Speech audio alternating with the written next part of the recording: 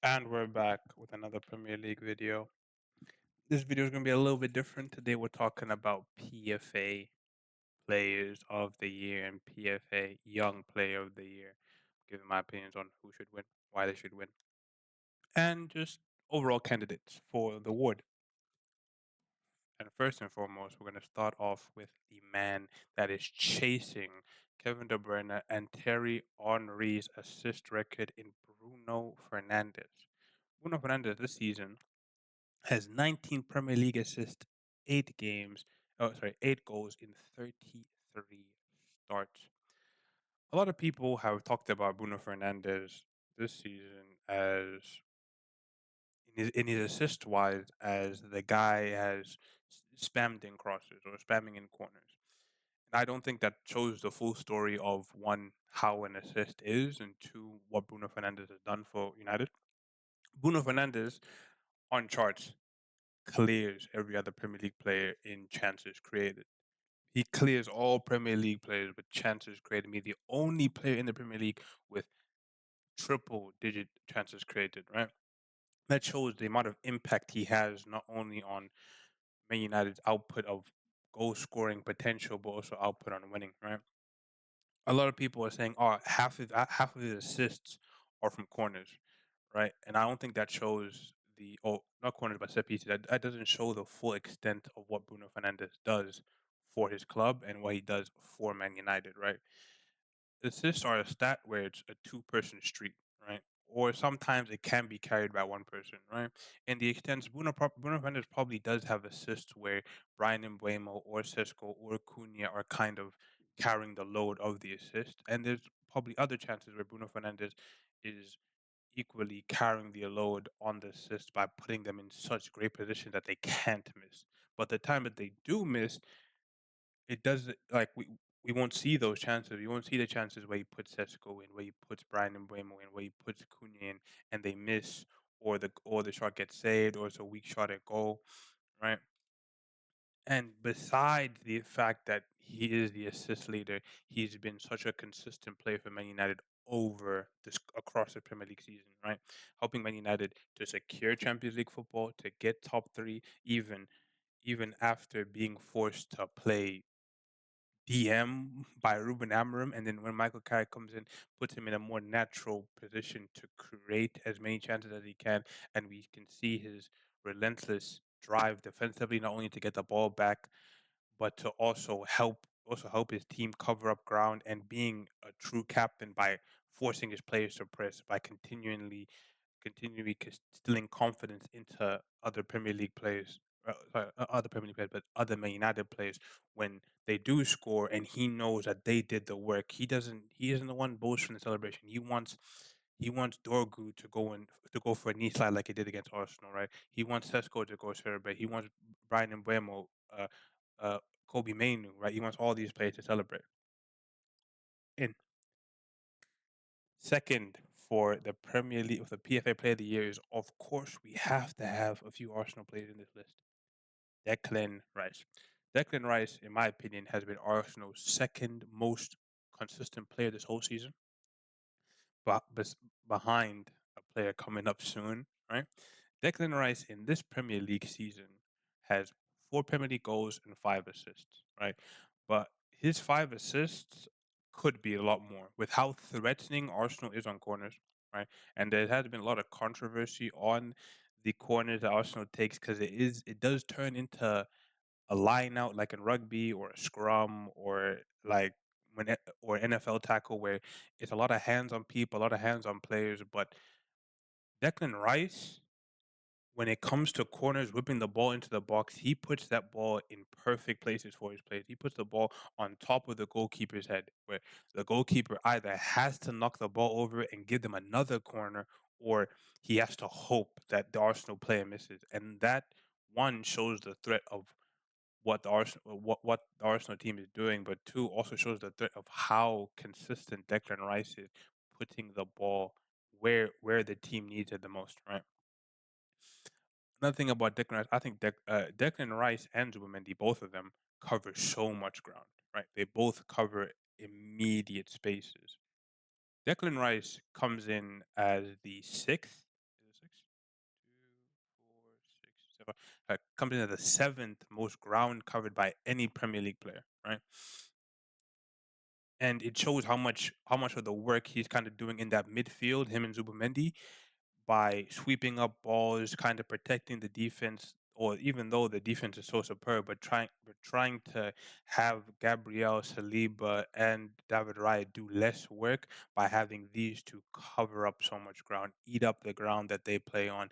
I think the downside for Declan Rice is that in these past few games, right, this this Man City game, I don't think Declan Rice has really shown such a good performance. I've tried to highlight and watch Declan Rice over the few Arsenal games that he had since this Carabao Cup final game, and I feel like Declan Rice has kind of shied from receiving the ball in deeper places, right? Where I feel like not in deeper places, but I feel like Zubimendi obviously gets the ball in deeper places, but I feel like in between those spaces, I'm seeing Odegaard try to like drop in and get the ball from Zubimendi when I feel like Declan Rice should be the one getting the ball in those places. I feel like Declan Rice should be the one crashing the box late in chances, but I see Odegaard doing that more than Declan Rice. I think that's why Declan Rice probably won't be PFA Player of the Year because at the back end, when his team has needed him the most, he hasn't shown up in the key moments and big games to kind of get their team across the line and help them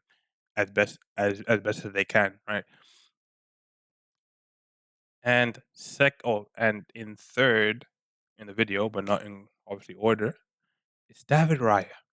David Raya, in my opinion, like I just said about Declan Rice, has been their best player. I think David Raya has been Arsenal's best player, and he's kept them in so many games. I don't think that I think they probably could have gotten beaten in dangerously. David Raya this season has 18 Premier League clean sheets, has only conceded 26 goals in 36 games played. David Raya also joins a club in, I believe, 3 or 4 goalkeepers to have won the Premier League Golden Glove 3 times back to back to back. Right. I think in so many games that they've played, like City, I think without David Raya, I think they get beaten so much worse. Um, Sporting, the first leg, I think without David Raya, they get beaten a lot worse. I think he's kept them in so many games where I think the attack has kind of hindered them a lot. And even though they have such a great defense is only, in my opinion, as good as the guy in between the goalposts. And this guy has been arguably the best goalkeeper in Europe and the best goalkeeper in the Premier League, full stop. Right. And one thing about David Raya that I think is his best attribute in a sense is the amount of crosses that he claims and that he kind of holds on to, which is kind of weird because the game they just had recently where he does get fouled. In my opinion, I think David Raya does get fouled in that game, but the amount of crosses I see him claim, come down with, he has probably the most secure hands when it comes to cross. We don't really see him bobble it. We don't really see him mess up a decision when the ball's in the air, and I that's what makes him such an elite goalkeeper. Is that in set pieces, where there's so much chaos and there's so many things going around, he is the most level-headed and the most confident player in that box. My next candidate for the PFA Player of the Year is Erling Braut Haaland. Erling Haaland this Premier League season has 26 goals, 8 assists in 33 starts. My biggest thing, in my opinion, for Erling Haaland this season is I think Erling Haaland has been much better in big games, right? I think Erling Haaland has showed much more dominance in big games, especially against Real Madrid away, especially against the most recent Arsenal game against Liverpool. He's shown that he isn't like he won't let smaller defenders or defenders that, in my opinion, I think he should just body get to him, put their presence against him, right? And I think in the Arsenal game, it showed the second he had a 1v1 against Gabriel or 1v1 against Saliba when they weren't double teaming him, he put those through. He put one of those two through the ringer.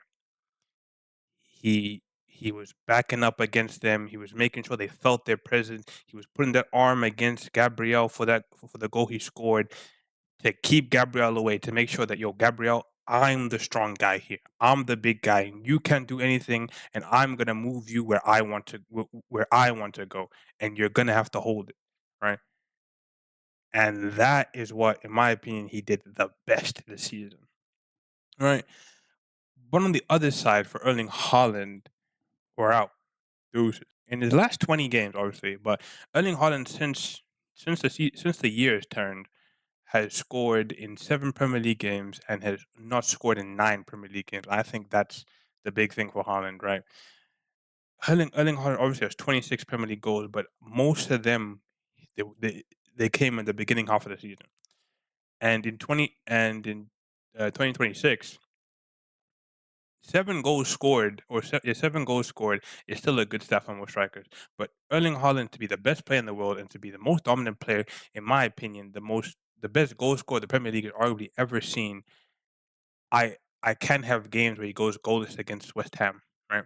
Where he goes goalless against Nottingham Forest, where he goes goalless against yeah, Wolves. Wolves he played 18 minutes, so I can let I can let that one slide. But Sunderland, I don't think he should go goalless against these clubs. I'll I think Erling Haaland has the ability, has the natural strength, the natural God given attributes to go and score week in week out. Obviously week in week out is hard to do, right? Scoring 26 goals is hard to do by itself, but I think Erling Haaland can score constantly every single day, and he should dominate smaller teams like West Ham and like Sunderland. But the guy has obviously had a great season, and him and another one of his players have kind of backpacked Man City through these past few games to keep them in this title race. Next up, Gabriel Magalhaes, and William Saliba. I think Magalhaes has the third, fourth highest chance to win the PFA Player of the Year. And obviously, I think he is a top player, so it's he's in the right to be in this conversation. But I think the biggest thing for me is what the idea of Gabriel Magalhaes this season has been for Arsenal. I think he has been the hard man of the team, the rock, the El Capitan of this back line, right? He has been for them in a sense their um Sergio Ramos, right? He's captained this defense so much, right? And I think he's put so much pressure on himself to play consistently week in, week out, right? And most people would say, "Oh, Salib." People be like, over their time at Arsenal, Salib has been the best player, best. But I think this season, Gabriel has said, "Yo, Salib is good, but don't forget who I am, right? I am also a guy, a part of this defense, right?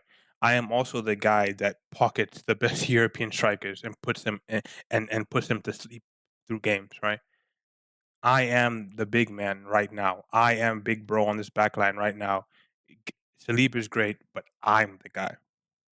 And I think Saliba has a lesser chance to win it. Obviously, I don't think Saliba has reached some of the heights that Gabriel has done this season. Because I think Gabriel has been such a constant threat for Arsenal in set pieces. Him and Declan Rice are their two best set piece threats.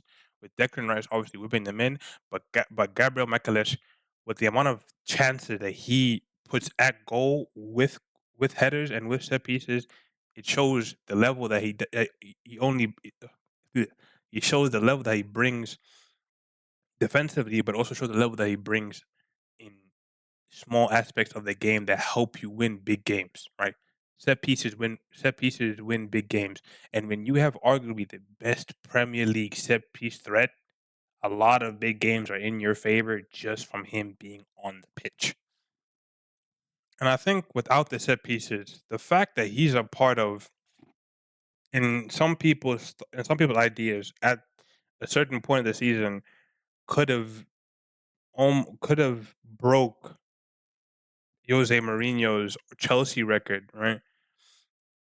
Him being not only a part of that defense, but being the talisman of that defense shows the amount of value he brings to the Arsenal team and the amount of value he brings as a player, right? The top level to say, I'm going to guard Haaland by myself. I'm going to guard Julian Alvarez. I'm going to guard Igor Thiago by myself and not be afraid of them and try and put them in my pocket as much as I can, you can't do nothing but say this guy wants to win and this guy is showing why he should win this award week in week out.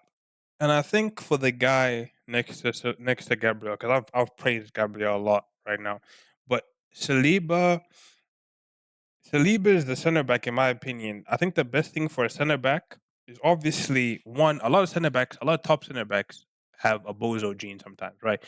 Gabriel sometimes has a bozo gene.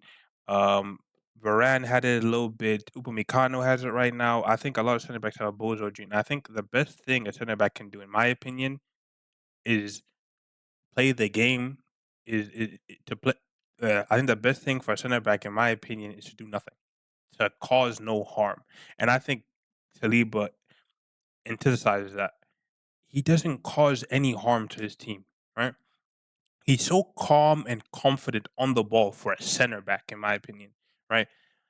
He has the confidence on the ball of a midfielder at the back, and I think that confidence instills not only forward but also to Gabriel, where he's so calm, he's so smooth on the ball, and there's been so many games where he has kind of helped Arsenal out, right?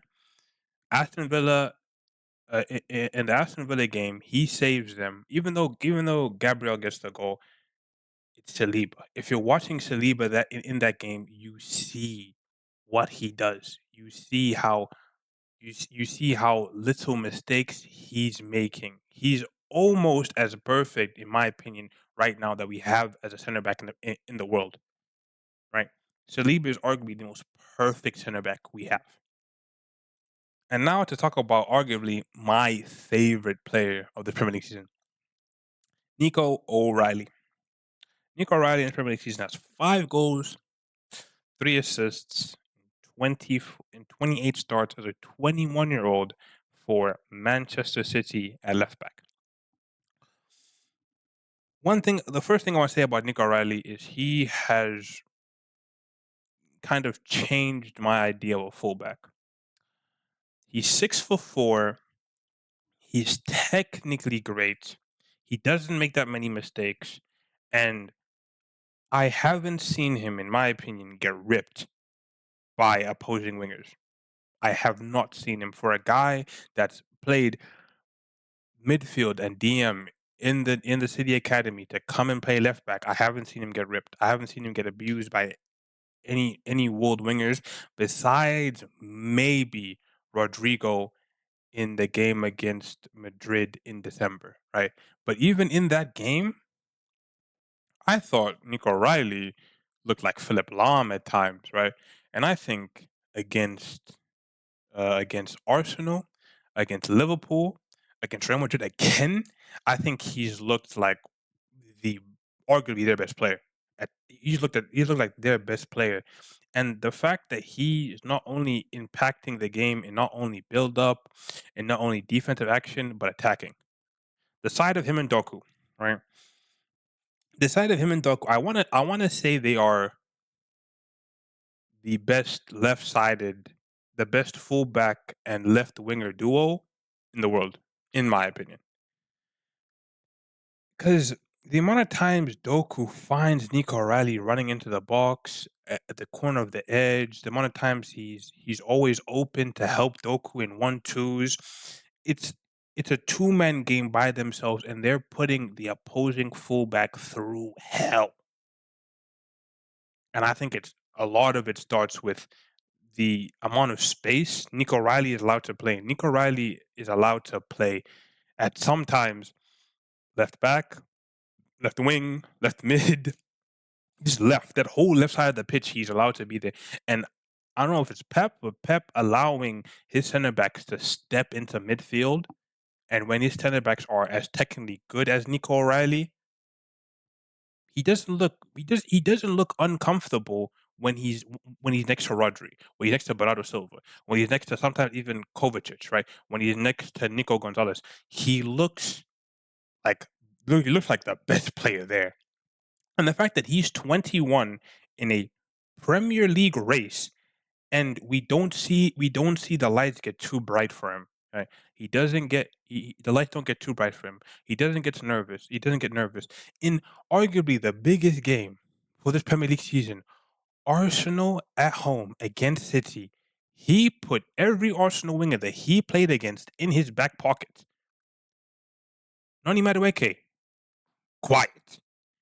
Gabriel Martinelli, quiet. And you know why? Because Nico Riley was doing the business. And even pressing wise, they can't press the kid. He's so pure, he's so confident, and he always finds an option for the team.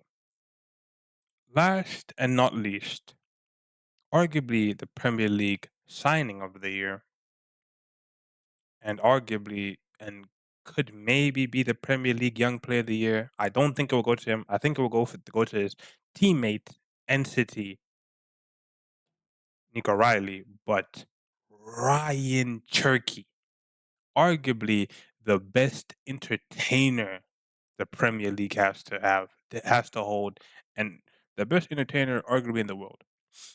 In his first Premier League season, Ryan Cherky has 4 Premier League assists, 11 a goal, 11 4 Premier League goals, 11 assists in 19 starts. There was times this season where Pep kind of put Ryan Cherky on the bench and had Semenyo play cam, had Phil Foden play cam, had other players play cam. But once Pep found the formula of saying, Ryan Cherky, you play in the middle, Doku left, Semenyo right, Haaland up top, that front four has only shown Pep good things. And a lot of people would have said, "Oh, can Ryan Cherky do all the stuff that he did? So can Ryan Cherky do all the stuff that he did against uh so against League On teams in the Premier League?" They'll be like, "Oh, he might be too weak. He might get pushed off the ball. He might get this, that, whatever." No, Ryan Cherky has come to the Premier League and taken the absolute piss, doing kick ups against Arsenal in the Carabao Cup final, swapping shirts with Ekitike against Liverpool in the FA Cup and putting it on at halftime. Taking the Arsenal defense, who is the best defense in the world, and saying, yo, you're going to see Eden Hazard, but it's me. Jinking through the whole team, tap, tap, tap, low driven bottom left corner. And he's the man of the show. Man City gets a ball, and once they pass that half line, they look up and they say, "Where is Ryan Cherky? I want my most expressionate players to have the ball," and he doesn't shy away from the moment. He doesn't run. He's not scared, and he's always technically brilliant. He's smiling when he's going against opposition defenders. If you don't enjoy watching Ryan Cherky play football, I have questions. I have serious questions because what more does he have to do to show that he's not only a brilliant entertainer but a technically gifted footballer? Right? The guy has the I believe. Hold up, I need to check this down. Ryan Cherky in his first season has the second most assists in the whole Premier League, starting only 19 games, getting played over non-natural cams like Semenyo, and people are going to question him about his technical brilliance, about, oh, why is he showboating, right? English media, English fans are saying, oh, why is he showboating? He should be professional. No, I don't care. I don't want professionalism. Maybe it's just me. I don't want professionalism. I want my players to have guts, to have moxie, to have the the absolute gall to say, I'm going to do kick ups against Arsenal. And the only way you can stop me is if you tackle me, is if you get the ball off me. And you know what? Then you're not going to because I am better than you, right? To stomp your foot down and say, I'm the best player on the pitch and you're going to watch me cook you and you can't do anything about it. That's what I love about Ryan Cherky. Now, the last person I want to talk about in this video, before I get to the team of the season that I've picked out, is Igor Thiago. Right? Igor Thiago has helped Brentford get away from not only relegation, but to put them in almost a European spot, right? To fight for Europa League. So was to, they were in the fight for Champions League, but to get Brentford into Europe. And right, Igor Thiago for me has obviously had this great goal scoring season, but I don't think there's been a time where Igor Thiago, in my opinion, has been a top six player, right? And maybe it's because he plays for Brentford. Maybe because I'm biased to big Premier League clubs. But has Igor Thiago obviously carried his team, has been such a goal scoring threat, has been such a big body up front, right? A true Premier League gunman, as some might say, right? The the big striker that everyone loves. Has has Igor Thiago been awe-striking to you, right? Where in other cases where we've had other Premier League players win it, right? Has Igor Thiago been awe-striking like a Lukaku at sometimes at Everton, right? Has he been such this just dominating, destroying player over the whole season? You can say yes and you can say no, but my thing for Igor Thiago is right. Can is Igor Thiago a PFL Player of the Year winner? No, and he. I don't think he could be. One, because of the type of player he is, and two, I don't think he's done.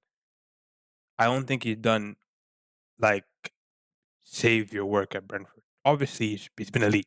I can't say he hasn't been elite, but for him to win PFA Player of the Year, he had to do ungodly stats and basically score every single season. But to have 22 Premier League goals in 35 games, all I can sit here and say is, all I can sit here and say is clap my hands and say, yo, this guy has carried Brentford almost single handedly by himself to Europe and maybe even could get a move to a bigger club. And I think this is the pogo for Brentford for him to go to Tottenham or wherever, right? You could be like, but Tottenham's below them. Tottenham is lower than them on the table right now, but Tottenham is still Tottenham price wise, right? He could go to a Tottenham or he could go to a Chelsea. And maybe if he does do that, maybe next season we could see Igor Thiago and Cole Palmer, or Igor Thiago and whoever dominate the league and him get Chelsea back into the Champions League, right? I think that's the next step for Igor Thiago, in my opinion. I think it's from here, Brentford, like kind of how Mbemo did it. From here, Brentford does the 22 goal season. People are like, oh, ooh, what 22 goals? Okay, okay, into bang, into hopefully 26 goals next season for Chelsea or 26 goals for Tottenham, or whoever, and shows that he's a part of the stage and he's ready to stay. Right. To wrap up the video, I've put together, in my opinion, my team of the season.